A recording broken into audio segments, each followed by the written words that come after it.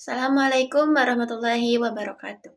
Saya Nova Alfiani Effendi dari kelompok 6 kelas MN24C ingin mempresentasikan hasil perhitungan regresi korelasi linear sederhana menggunakan data manual dan data SPSS. Selamat menyaksikan.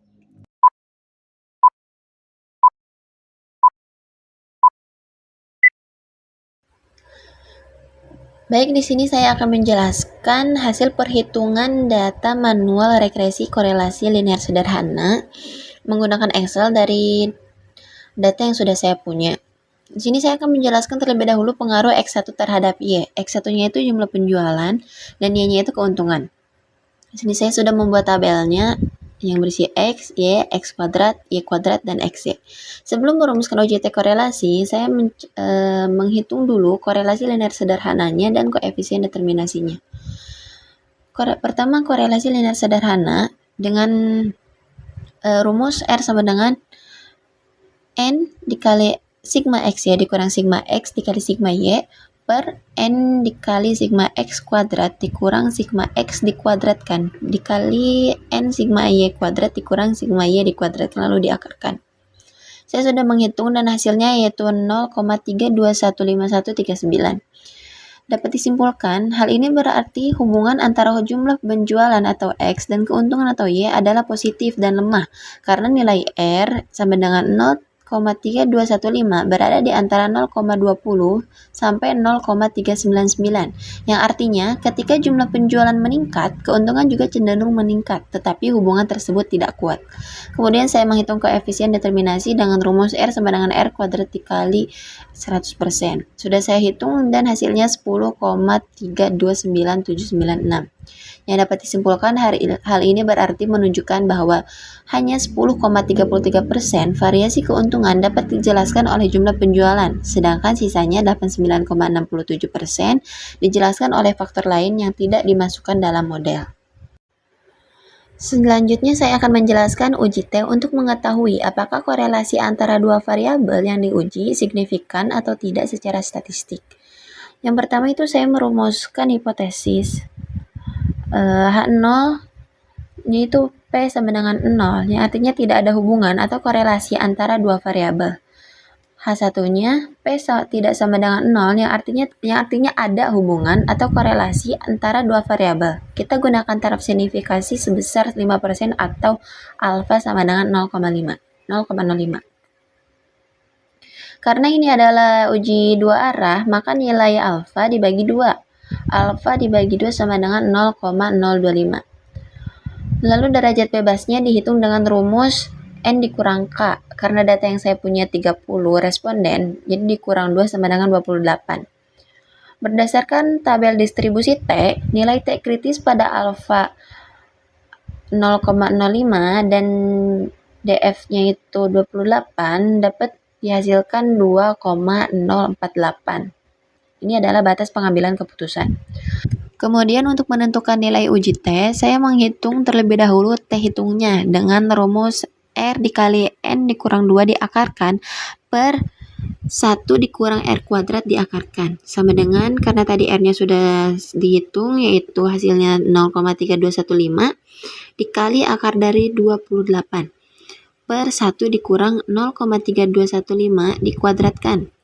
Lalu sama dengan 0,3215 dikali 5,2915 per 1 dikurang 0,1033 diakarkan sama dengan 1,7012 per 0,8967 diakarkan sama dengan 1,7012 per 0,9469 sama dengan 1,7965 dapat kita bulatkan 1,8. Berdasarkan lalu yang keempat menentukan daerah keputusan. Berdasarkan uji dua arah, daerah tolak H0 adalah jika T hitung kurang dari 2,048 atau T hitung lebih dari 2,048. Lalu keputusan yang diambil yaitu karena T hitung sama dengan 1,8 yang artinya kurang dari 2,048, maka kita terima H0.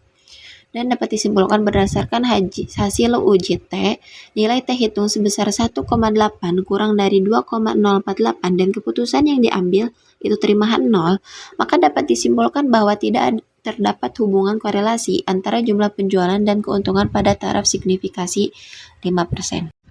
Selanjutnya saya menghitung regresi linear sederhananya terlebih dahulu untuk mencari tahu nilai Y sama dengan A tambah BX. Ada rumus A sama dengan sigma Y dikali sigma X kuadrat dikurang sigma X dikali sigma XY per N dikali sigma X kuadrat lalu dikurangi sigma X dikuadratkan. Dan rumus B yaitu N dikali sigma XY dikurang sigma X dikali sigma Y per N dikali sigma X kuadrat lalu dikurang sigma X dikuadratkan. Karena saya sudah menghitung, lalu hasil dengan data yang saya punya, hasil A sama dengan 223,2971 dan B sama dengan 0,3054661. Yaitu dapat kita ambil yaitu data yang saya punya Y sama dengan 223,297 ditambah 0,305x. Dapat disimpulkan nilai A tadi hasilnya 223,297 yaitu saat penjualan 0 maka keuntungan diperkirakan sebesar 223,297.000. Lalu yang B hasilnya 0,305 yang artinya setiap kenaikan satu porsi penjualan keuntungan akan bertambah sebesar Rp305. Selanjutnya saya melakukan perhitungan manual regresi linear lengkap yang berisi ada perhitungan nilai Y prediksi atau Y aksen, selisih antara Y dan Y aksen, lalu perhitungan kuadrat error atau SSE, regresi atau SSR, dan total atau SST. Serta menghitung dan menyusun tabel ANOVA secara manual. Karena tadi sudah menghitung menggunakan Excel, lalu diketahui tabel ANOVA-nya itu DB atau derajat bebas, DB derajat bebas regresinya itu 1, derajat bebas galatnya itu 28, dan derajat bebas totalnya itu 29. Lalu karena tadi sudah dihitung SSR-nya, kita ketahui nilainya 42431597735. Lalu SSE-nya 9814344,2215, SST-nya 77739,7,2. Lalu MSR-nya dengan 42431597735 itu didapat dari hasil SSR dibagi 1.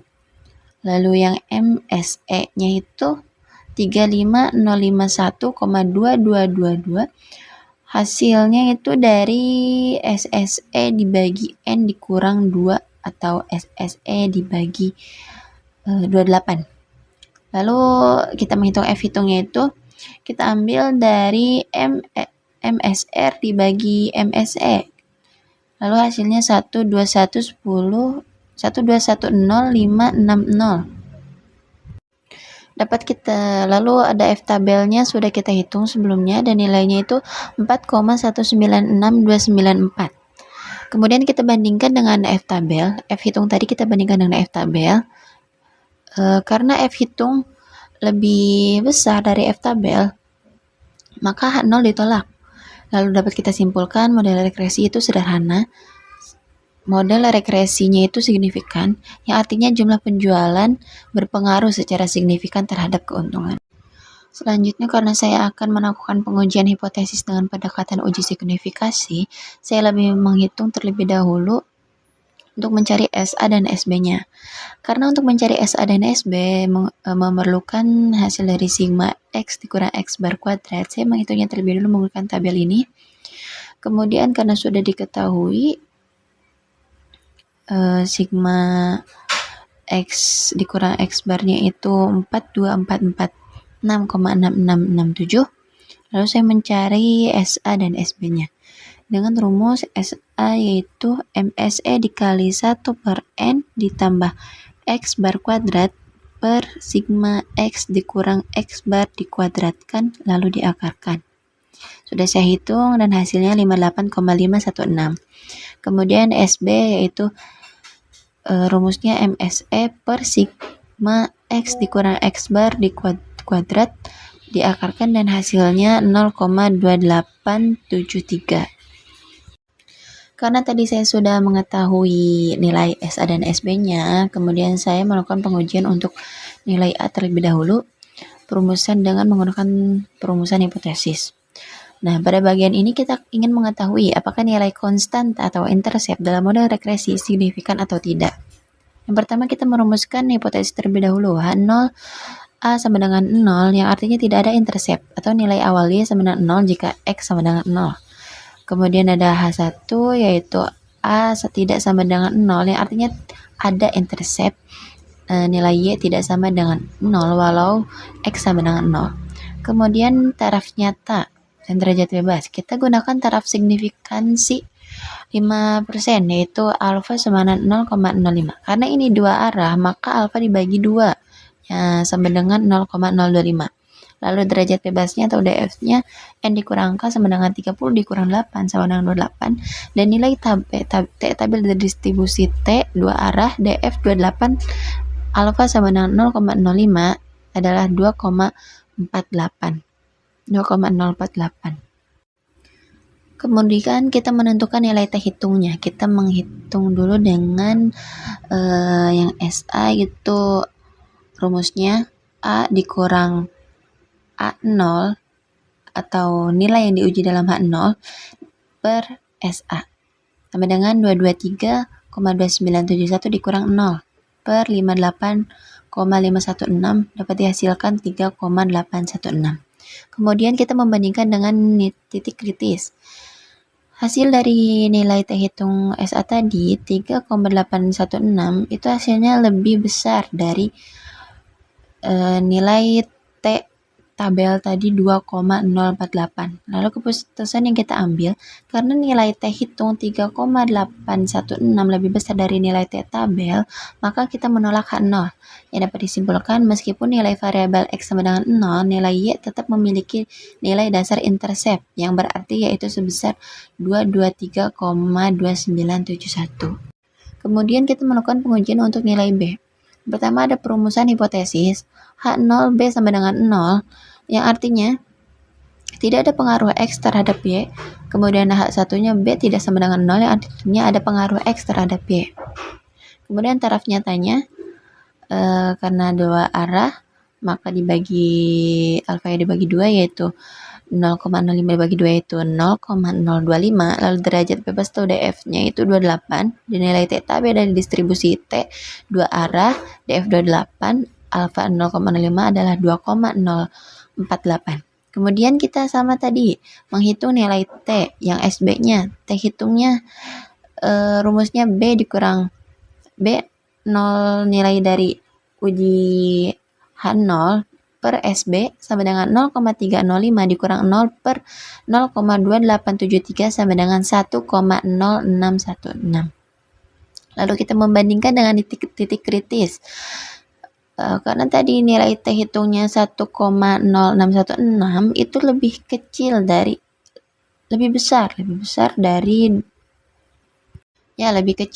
nilai T tabel tadi 2,048. Maka kita H0 itu diterima. Keputusannya karena nilai T hitung 1,016 lebih kecil dari T tabel, maka menerima H0. Dan dapat kita kesimpulkan konstanta B tidak bernilai 0. Artinya perubahan nilai variabel X tidak memiliki pengaruh yang signifikan terhadap Y. Baik, tadi saya sudah menjelaskan hasil perhitungan saya pengaruh X1 terhadap Y. Dan sekarang saya akan menjelaskan pengaruh X2-nya yang terhadap Y. X2-nya itu penghasilan kotor dan Y-nya itu sama keuntungan. Di sini ada datanya, X2-nya ini dan Y-nya ini. Lalu seperti yang tadi, sebelum ke perumusan uji T korelasi, saya mencari terlebih dahulu nilai korelasi linear sederhana pengaruh X2 terhadap Y. Caranya sama seperti tadi. Dan ini hasil perhitungan saya yang pengaruh X2 terhadap Y yaitu R sama dengan 0,605108, yang dapat disimpulkan Ini berarti berhubungan antara penghasilan kotor atau X dan keuntungan adalah positif dan cukup kuat karena nilai R sama dengan 0,6051 berada di antara 0,60 sampai 0,799. Yang artinya ketika pengeluaran meningkat, keuntungan juga cenderung meningkat dan hubungan tersebut cukup berarti meskipun belum sangat kuat. Lalu selanjutnya saya menghitung koefisien determinasi dan rumusnya sama seperti tadi, R sama dengan R kuadrat dikali 100%. Dan data X2 dan Y saya tadi sudah saya hitung, hasilnya R sama dengan 36,61556 yang dapat disimpulkan. Hal ini berarti menunjukkan bahwa sekitar 36,62% variasi keuntungan dapat dijelaskan oleh penghasilan kotor, sedangkan sisanya sebesar 63,38% dijelaskan oleh faktor lain yang tidak dimasukkan dalam model regresi ini. Kemudian karena tadi saya sudah mencari nilai korelasi linear sederhana dan koefisien determinasinya, saya melakukan perumusan uji T korelasi dengan yang pertama itu perumusan hipotesis. Tujuan perumusan uji T korelasi ini untuk mengetahui apakah terdapat pengaruh signifikan antara penghasilan kotor atau X2 terhadap keuntungan atau Y, menggunakan uji T korelasi pada taraf signifikansi 5%. Di sini pertama perumusan hipotesisnya itu H0, P sama dengan 0, yang artinya tidak ada pengaruh antara X2 dan Y. Lalu kedua H1, P tidak sama dengan 0, yang artinya ada pengaruh antara X2 dan Y. Kemudian di sini taraf nyatanya, A-nya dibagi 2, yaitu 0,05 bagi 2 yaitu 0,025, derajat bebas atau DF-nya itu 28, nilai T tabel dari distribusi dua arah DF 28 nya 0,05 adalah 2,48. Kemudian yang ketiga, kita menentukan nilai uji T. Sama rumusnya uji T yaitu T hitung sama dengan R dikali akar dari N dikurang 2 per akar dari 1 dikurang R kuadrat. Di sini saya sudah memasukkan dan hasil perhitungannya yaitu 4,0213. Kemudian yang keempat kita menentukan daerah keputusannya. Lalu kelima itu keputusan, karena T hitung lebih kecil, lebih besar dari T tabel, yaitu 4,02 lebih besar dari 2,048, maka keputusannya kita menolak H0. Dan dapat disimpulkan, hasil uji T menunjukkan bahwa T hitung atau 4,02 lebih kecil dari T tabel atau 2,048, sehingga H0 ditolak, yang artinya terdapat pengaruh yang signifikan antara penghasilan kotor atau X2 terhadap keuntungan atau Y pada taraf signifikansi 5%. Selanjutnya saya menghitung regresi linear sederhana atau sering kita sebut persamaan Y sama dengan A tambah BX. Sama seperti rumus yang tadi ya, rumus A sama dengan sigma Y dikali sigma X kuadrat dikurang sigma X dikali sigma XY per N dikali sigma X kuadrat dikurang sigma X dikuadratkan. Lalu yang B rumusnya N dikali sigma XY dikurang sigma X dikali sigma Y per N dikali sigma X kuadrat dikurang sigma X dikuadratkan. Sudah saya hitung dan hasilnya A sama dengan 71,93789 dan yang B sama dengan 0,383866. Berarti persamaan Y-nya yaitu Y sama dengan 71,937 ditambah 0,383X. Kesimpulannya, nilai A sama dengan 71,937, yang artinya saat penghasilan kotor bernilai 0, maka keuntungan diperkirakan sebesar Rp39.937. Lalu yang B, karena nilainya 0,383, yang dapat disimpulkan setiap kenaikan satu satuan penghasilan kotor, keuntungan akan meningkat sebesar Rp383. Selanjutnya, saya di sini sama seperti tadi juga menghitung uji F atau ANOVA untuk melihat signifikansi hubungan antara variabel penghasilan kotor atau X2 dan variabel keuntungan atau Y. Di sini saya menggunakan regresi linear sederhana dan uji F itu sebagai metode analisis. Nah, pada tabel ini terlihat hasil analisis regresi sederhana dari jumlah total sampel sebanyak 30, kita memperoleh nilai F hitung sebesar 2,140,138. Sementara itu F tabelnya pada derajat bebas 1 dan 28 di taraf signifikan 5% adalah 4,196,294. Karena F hitung lebih kecil dari F tabel, maka kita tidak dapat menolak H0, yang artinya tidak ada pengaruh yang signifikan dari variabel X2 terhadap Y dalam model ini. Selanjutnya di sini saya menghitung pengujian hipotesis dengan pendekatan uji signifikasi. Saya menghitung pengujian untuk A dan pengujian untuk B. Dan sebelum menghitung pengujian untuk A dan untuk B, saya terlebih dahulu mencari nilai SA dan SB-nya. Untuk nanti, SA dan SB ini diperlukan untuk menentukan nilai T hitung saat melakukan hitungan pengujian untuk A dan pengujian untuk B. Di sini, sebelum menghitung SA dan SB, saya mencari dulu MSE-nya.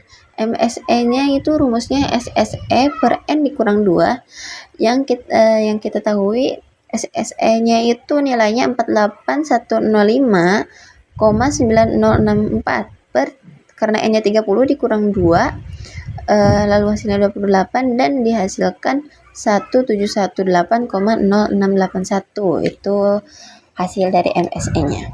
Kemudian kita mencari SA dan SB. Rumus SA itu MSE dikali 1 per N ditambah X bar kuadrat per sigma X dikurang X bar dikuadratkan, lalu diakarkan. Sudah saya hitung dan hasilnya 23,576 untuk nilai SA-nya. Dan SB-nya saya menggunakan rumus akar dari MSE per sigma X dikurang X bar dikuadratkan.